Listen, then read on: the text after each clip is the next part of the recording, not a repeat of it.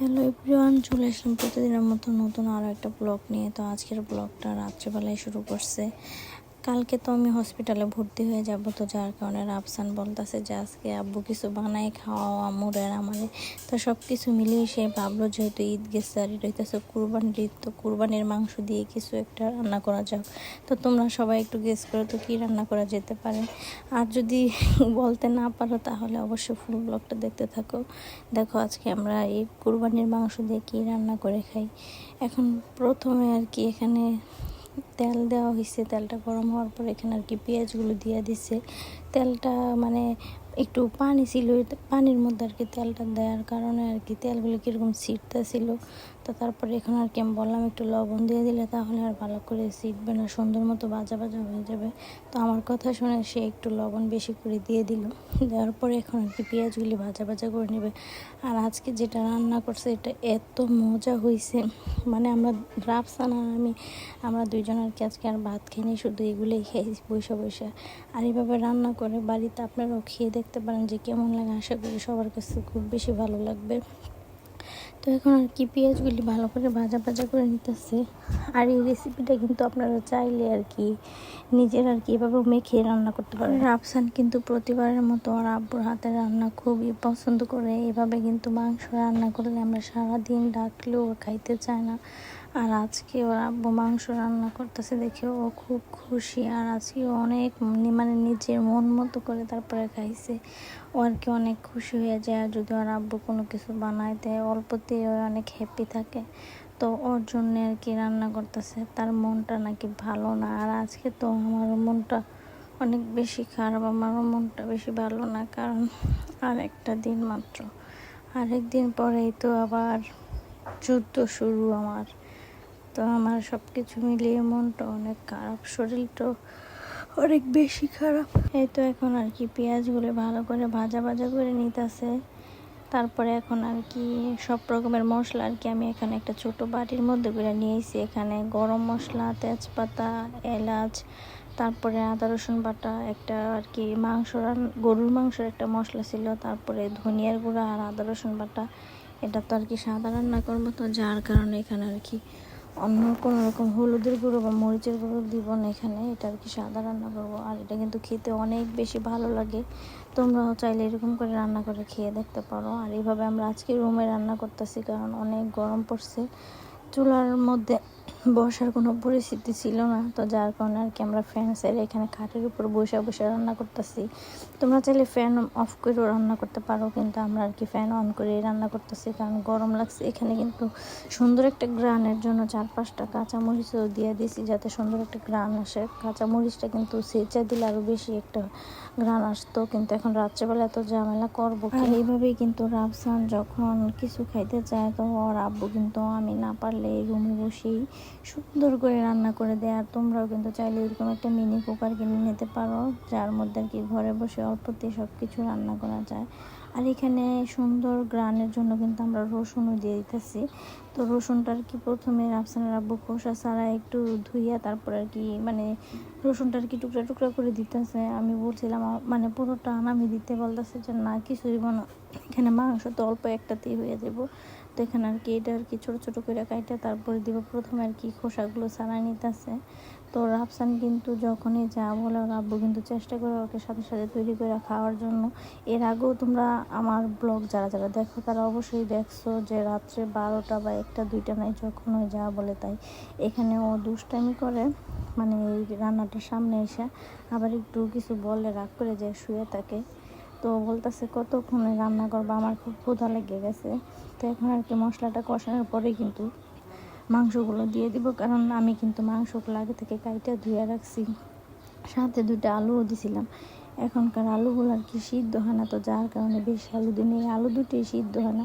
আমার মাংস কিন্তু অলরেডি হয়ে যায়, আর আলু কিন্তু মানে মাঝখানে মাঝখানে শক্তই থেকে গেছিলো। তো এখন আর কি একটু পানি দিয়ে দিতেছে মশলাটা কষানোর জন্য, না হলে কিন্তু আদা রসুনের গন্ধটা থেকে যাবে। তো সামান্য একটু পরিমাণ পানি দিছি। আর আজকে মাংস রান্নার সময় কিন্তু মাংসতে আমরা কোনো রকম পানি দিয়ে নেই, মানে আমার গরুর মাংস থেকে আর কি পানি উঠছে। তো এখন আর কি মশলাটা কষানোর পরে একটু ঢাকনা দিয়ে ঢেকে রাখবো। ঢেকে রাখলে আর কি মাংসটা ভালো করে কষানো হয়ে যাবে।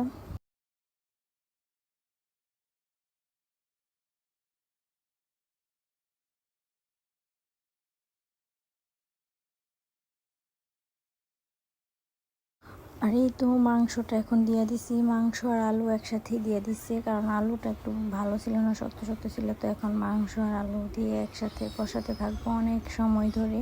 আর এই তো দেখতেই পারতেছো যে এখন কিন্তু মাংস কত পরিমাণ উপরে ভালো করে নাড়াচাড়া করা যেতেছে না, একটু পরে কিন্তু মাংস কষানোর পর আর কি মানে অর্ধেক হয়ে যায়, যখন আর কি কষানোটা শেষ হয় দেখা যায় মাংস মানে অল্প একটু হয়ে গেছে। তো এখন আর কি ভালো করে কষা নিতেছে, কষানোর পর মাংসগুলো আর কি ঢাকনা দিয়ে ঢেকে দেবো কিছুক্ষণের জন্য। আর আমরা কিন্তু আজকে মাংসটা শুধু এরকম ঢাকনা দিয়ে ঢেকে ঢেকে আর কি কষাতে থাকবো, এখানে কোনো পানি দিব না। আর আমার কিন্তু এরকম করে সাদা করে রান্না করলে, গরুর মাংস হোক বা মুরগি যেটাই হোক না কে, আমার সব কিছু আর কি এরকমভাবে রান্না করলে আমার খেতে খুবই ভালো লাগে। তো আর কি আমার জন্য এরকম করে রান্না করছে। তো আজকে কিন্তু এই মাংসটা রাফসানও খাওয়ার পরে বলতেছে যে আব্বু মাংসটা খুবই মজা হয়েছে।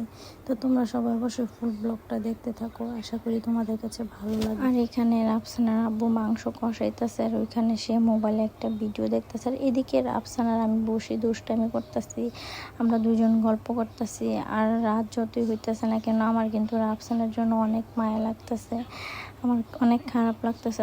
আর একটা সত্যি কথা বলতে কি মানে আমার আজকে 2 দিন যাবত অনেক বেশি খারাপ লাগছে। আগে যখন মানে এরকম একটা সময় আসছিল তখন তো রাফসান ছিল না, মানে কারোর জন্য এরকম আলাদা একটা মায়া লাগে নেই।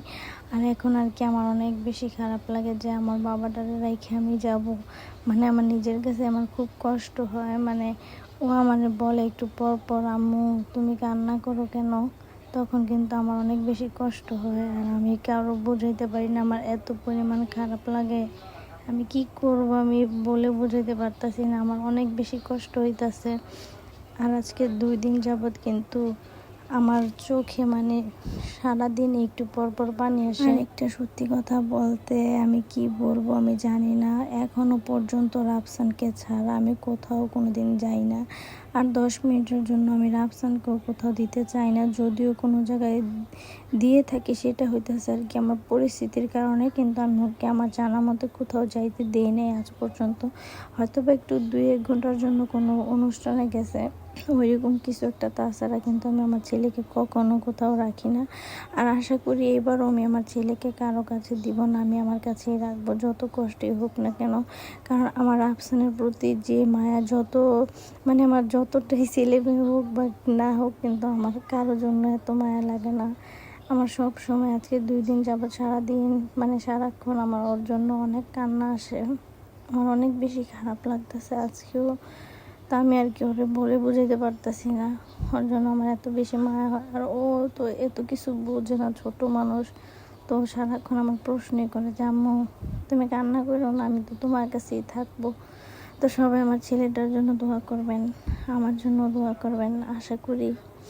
আর আপনাদের কাছে আমার এই মিনি ব্লগগুলো কেমন লাগে অবশ্যই কিন্তু কমেন্ট করে জানাবেন, যদি ভালো লাগে থাকে তাহলে তো অবশ্যই লাইক কমেন্ট শেয়ার একটা সাবস্ক্রাইব করে যাবেন। তো দেখা যাক তোমাদের সাথে আবার কবে নতুন আরেকটা ব্লগ করতে পারি, আশা করো তোমরা সবাই আমার জন্য দোয়া করো যাতে কালকেই তোমাদের জন্য নতুন আরেকটা সুখবর নিয়ে আরেকটা নতুন ব্লগ নিয়ে চলে আসতে পারি তোমাদের মাঝে। আর আশা করি তোমাদের কাছে সেই ব্লগটাও ভালো লাগবে, যেহেতু আমার শরীরটাও বেশি ভালো না, তারপর আমি চেষ্টা করি তোমাদের সাথে প্রতিদিন একটা না একটা ব্লগ শেয়ার করতে।